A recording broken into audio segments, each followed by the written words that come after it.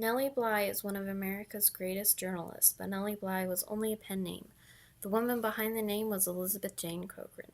She was born May 5th, 1864, to Michael and Mary Jane Cochran. She had 14 siblings. From a young age, Elizabeth liked to stand out. She wore pink to do so. She eventually earned herself the nickname Pink. While she was still young, her father passed away suddenly in 1870. Her mother eventually remarried to Jackson Ford. Jackson Ford proved to be an abusive drunk, and Mary Jane later divorced him in 1878. Elizabeth testified on behalf of her mother in her divorce hearing. At age 15, Elizabeth would go to school at Indiana Normal School to become a teacher. She was a very talented writer, but would only attend for one term, running out of money for tuition. Later, she would return home. In the Pittsburgh Dispatch, writer Ermos Wilson, known to Dispatch writers' quiet observer, claimed that women were best left at home, performing duties like raising children, cooking, and cleaning. He went so far as to describe the working woman as a monstrosity. Unimpressed, Elizabeth wrote a response to the editorial piece, and it was later published. At 18 years old, she had grabbed the attention of the managing editor at the Pittsburgh Dispatch, George Madden. He was so impressed he offered her a position. She began writing for the paper in 1885, where her pen name, Nellie Bly, was born. Nellie Bly was a reporter during the time new journalism was rising. Journalism was changing, and Nellie Bly was leading that change. She would write exposés from going undercover and involve herself in her stories. She was not an observer of what was happening. Instead, she was experiencing it herself. She went undercover as a sweatshop worker to expose working conditions women faced in factories. But the Pittsburgh Dispatch was losing advertising because women like Nellie Bly were not socially acceptable at the time. The paper would later move her to the social and fashion pages that were deemed appropriate for women to write for. Nellie Bly was not having it. She quit and relocated to New York, where she got a new job, working for the New York World.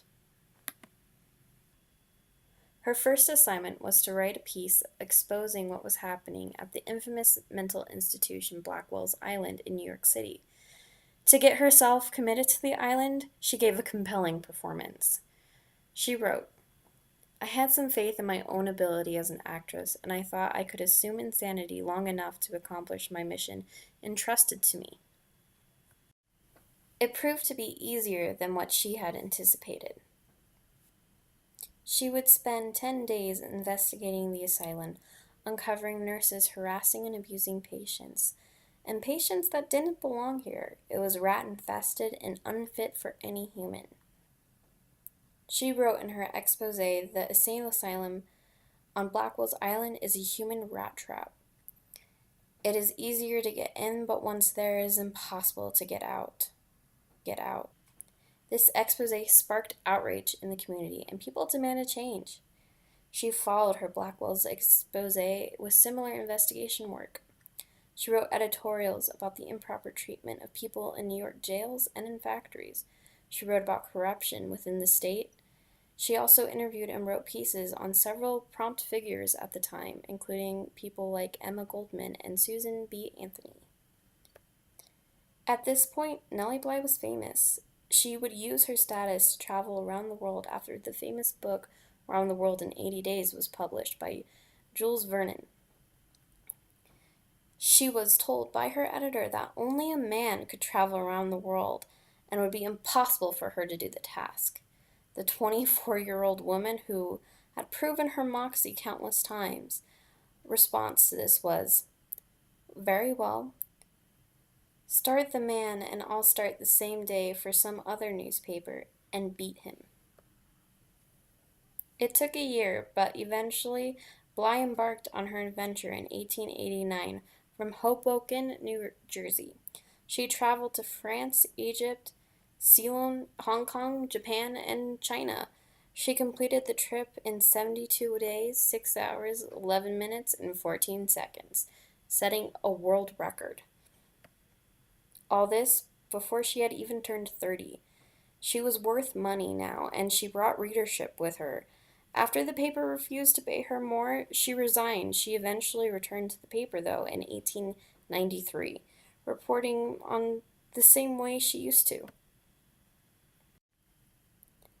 In 1895, she married Roger Seaman, who ran the iron glass manufacturing industry.